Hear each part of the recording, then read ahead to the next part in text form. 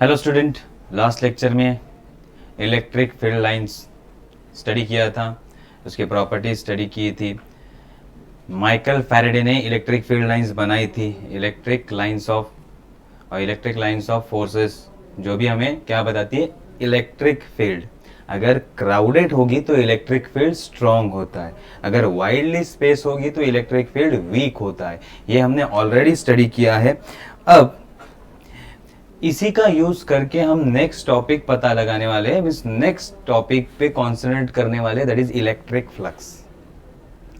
Electric flux होता क्या? Electric flux का meaning number of lines passing perpendicular to that area, given area से कितनी लाइन पास कर रही है, गिवन एरिया से कितनी लाइन पास कर रही है। सपोज ये एक एरिया है, अब इस लाइन से या इस एरिया से कितनी लाइंस पास कर रही है, उसको हम कहेंगे फ्लक्स। इसे हम क्या कहते हैं? Flux means number of line passing through given area, that line is perpendicular to the area. So ये है एरिया हमारा, एरिया। अब इस एरिया से कितनी लाइन पास करती है, that bunch is known as, that bunch of line is known as a flux. ये समझ में आ गया? Number of lines means flux. इतना हमें याद रखना है कि लाइन ज्यादा होगी तो फ्लक्स ज्यादा, लाइन कम होगी तो फ्लक्स कम। और फ्लक्स मीन्स लाइन ज्यादा है तो इलेक्ट्रिक फील्ड स्ट्रॉन्ग, लाइन कम है तो इलेक्ट्रिक फील्ड वीक। तो इलेक्ट्रिक फील्ड भी फ्लक्स पे डिपेंड करेगा, इलेक्ट्रिक फील्ड भी किस पे डिपेंड करेगा? फ्लक्स पे डिपेंड करेगा। सो नंबर ऑफ लाइन ज्यादा मीन्स फ्लक्स ज्यादा, मीन्स इलेक्ट्रिक फील्ड ज्यादा।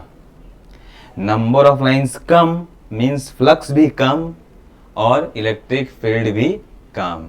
तो अब हम अगर इलेक्ट्रिक फील्ड को लिखें इन टर्म्स ऑफ फ्लक्स, तो कैसे लिखेंगे?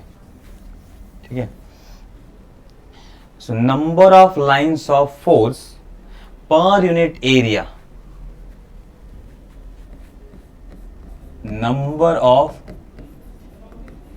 lines of force per unit area is electric field intensity, E, electric field intensity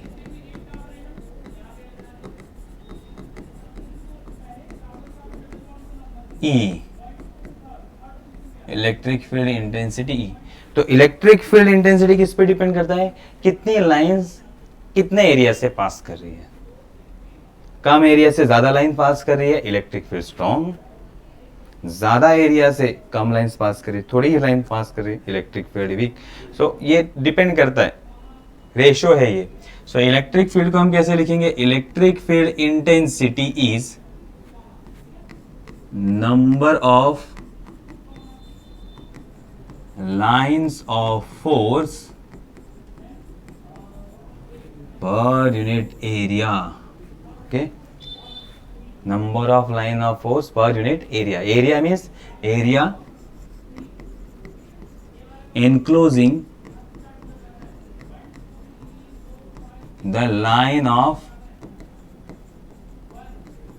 force. कितना एरिया वो लाइन को एनक्लोज कर रहा है, वो area. So number of line divided by that much area is known as a electric field. अब ये electric field आ गया। अब हमें फाइंड क्या करना है? फ्लक्स। हमें फाइंड क्या करना है? फ्लक्स। तो flux means number of lines. तो ये फॉर्मूला कैसे होगा? Number of lines of force is equal to electric field E into क्या होगा? Area. Electric field into area. अब ये फॉर्मूला आ गया, तो इसको हम क्या कहेंगे? फ्लक्स। तो ये होगा फ्लक्स इज इक्वल टू, या electric flux is equal to E into area, E into area. तो सिंपल फॉर्मूला ये समझ में आ गया, E इंटू एरिया क्या होता है? Electric flux is nothing but E into area. Electric flux को डिनोट करते हैं फाई से। किससे डिनोट करते हैं? फाई से। Phi is equal to E dot area. चलो अब कंडीशन स्टडी करते हैं, इसका फॉर्मूला बनाते हैं। ये तो थ्योरेटिकल पार्ट में लिख दिया हमने कि electric flux phi is equal to electric field intensity into area. तो अब कुछ केस लेते हैं, उस केस से हम स्टडी करते हैं कि हमने क्या कहा कि इलेक्ट्रिक लाइंस ऑफ फोर्स कैसी जानी चाहिए? परपेंडिकुलर। कैसी जानी चाहिए? परपेंडिकुलर। सो इस एरिया से तो फ्लक्स अच्छे से निकल सकता है। लेकिन अगर एरिया ऐसा स्लैंटिंग होगा तो क्या होगा? एरिया हमारा स्लैंटिंग है और उसमें से इलेक्ट्रिक फ्लक्स पास हो रहा है, तब हम कैसे स्टडी करेंगे? चलो तो उस केस को हम स्टडी करते हैं कि हर बार सपोज एरिया अगर इस तरह से है, सीधा एरिया है, अब इसमें से इलेक्ट्रिक फील्ड पास कर रहा है इस डायरेक्शन में, मीन्स परपेंडिकुलर टू सरफेस है। सरफेस को कैसा है ये? परपेंडिकुलर। अब देखो हमेशा याद रखो ये है एरिया डीएस, इसको मानते हैं हम एरिया डीएस, और ये है हमारी इलेक्ट्रिक फील्ड, ये है हमारी इलेक्ट्रिक फील्ड लाइंस जो इलेक्ट्रिक फील्ड इंडिकेट करती है। तो अब इलेक्ट्रिक फील्ड का डायरेक्शन कहाँ है? इलेक्ट्रिक फील्ड का डायरेक्शन ये रहा, ये है हमारा इलेक्ट्रिक फील्ड का direction.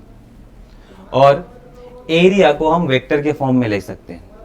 Area vector is perpendicular to the given area. Given area को एरिया वेक्टर परपेंडिकुलर होता है। कैसे होता है? परपेंडिकुलर।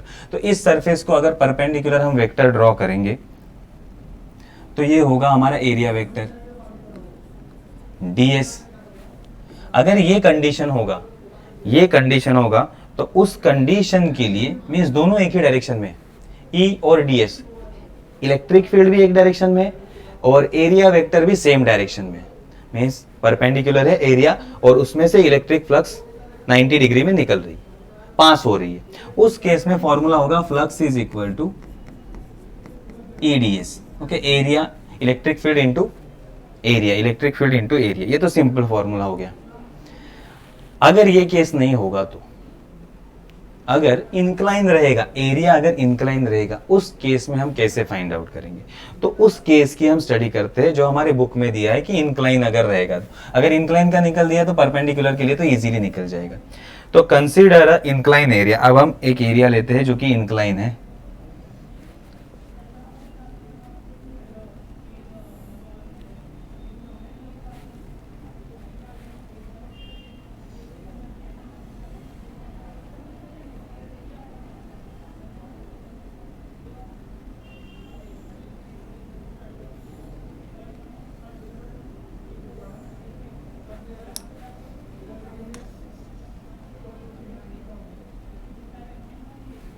ठीक है, थोड़ा बहुत डायग्राम।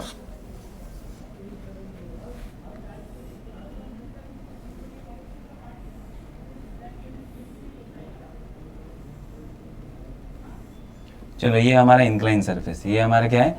इंक्लाइन सरफेस है। अब यहां से इस सरफेस में से, ये सरफेस है ds, ये सरफेस क्या है? ds। अब इसको एरिया वेक्टर रहेगा, वो कैसे रहेगा? परपेंडिकुलर ds, इसको 90 डिग्री में ds वेक्टर रहेगा। देन इसमें से इसमें से इलेक्ट्रिक फील्ड पास करेगा। इसमें से क्या पास करेगा? Electric field. कैसे पास करेगा? इस डायरेक्शन में।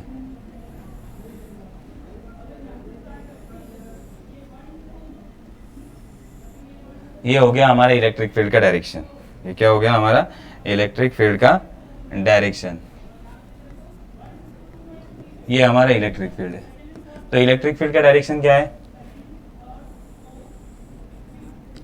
E।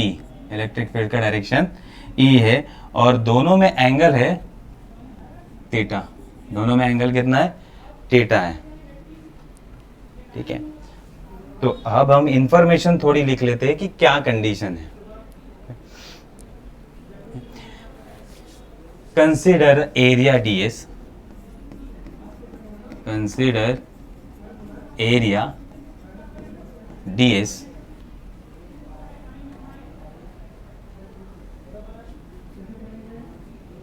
and E is a electric field and E is electric field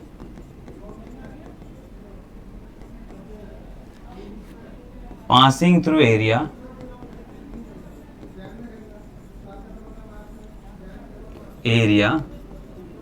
ds. Then theta is angle between E and ds. Theta is angle between area vector and electric field intensity. Then flux is given by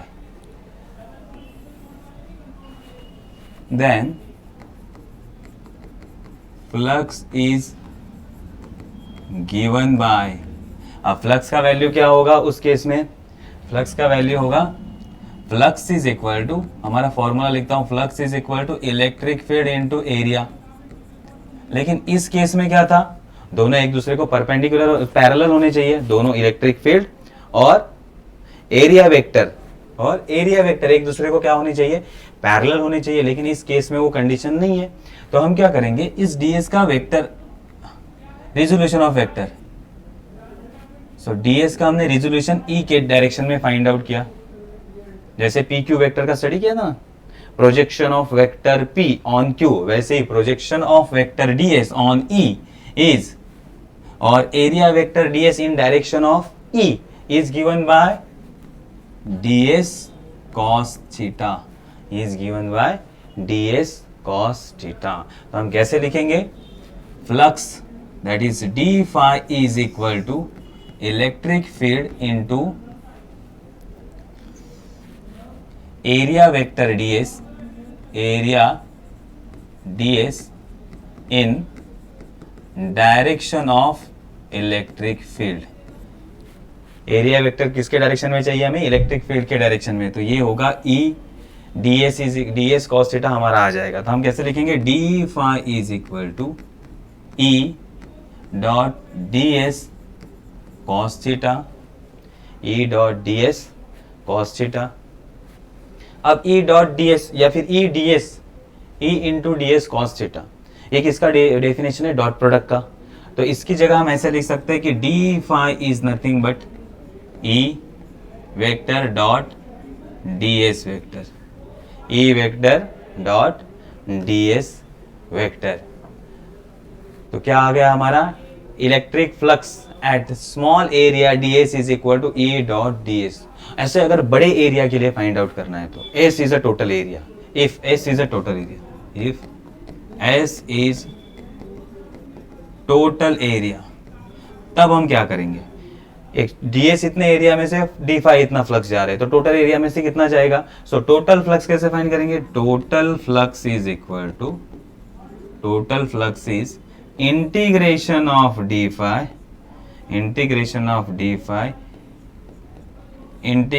of E dot ds।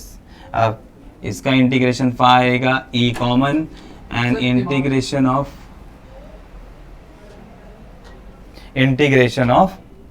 s, integration of x। तो ये होगा flux का formula, ये होगा flux का formula. Flux क्या होगा, therefore E dot ds means इसमें cos थीटा भी आता है, ये डॉट प्रोडक्ट है, याद रखो ये क्या है, डॉट प्रोडक्ट। तो एंगल अगर 0 होगा तो उस हिसाब से cos 0 पुट करना होगा, एंगल 90 होगा तो उस हिसाब से पुट करना होगा। तो हमारा फ्लक्स का फॉर्मूला क्या आया, अब flux is equal to E dot ds, ये सॉरी, और यह हम लिख सकते हैं इसको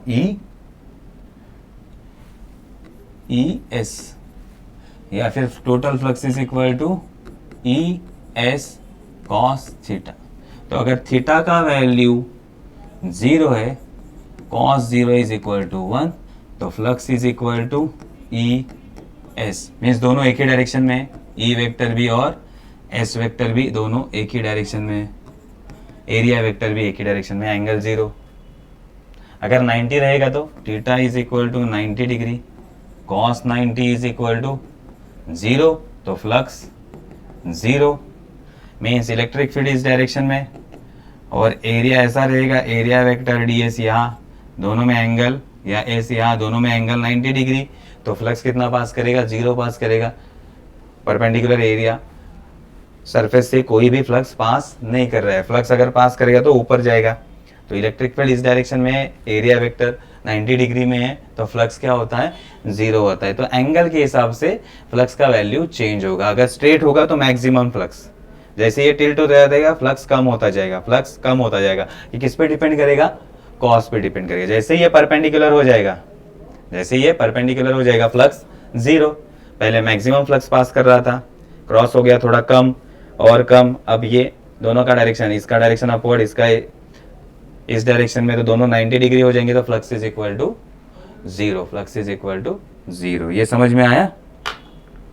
इलेक्ट्रिक फ्लक्स इजी टॉपिक है, लेकिन 12th में आपको बहुत काम आएगा ये, क्योंकि जब आपको application of Gauss law study करना है, 12th का गॉस लॉ पहला टॉपिक है, उसमें यही फ्लक्स का फॉर्मूला हमें यूज करना होगा। और उस टाइम हमें जो फ्लक्स का फॉर्मूला यूज करना होगा वो टोटल के फॉर्म में नहीं रहेगा। That is flux is equal to phi is equal to integration of E dot D S, that is equal to integration of E D S cos theta.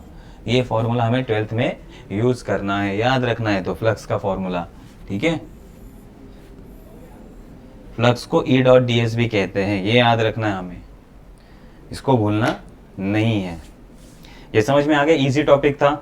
किस पे depend था, लाइंस ऑफ फोर्स पे depend था। तो lines of force से हमने electric field भी निकाल सकते हैं या फिर फ्लक्स भी निकाल सकते हैं। Number of lines of force उस एरिया से कितना पास करती है उसे हम क्या कहते हैं, फ्लक्स कहते हैं। ठीक है, तो आज यहाँ हम टॉपिक स्टॉप करते हैं। Okay, thank you.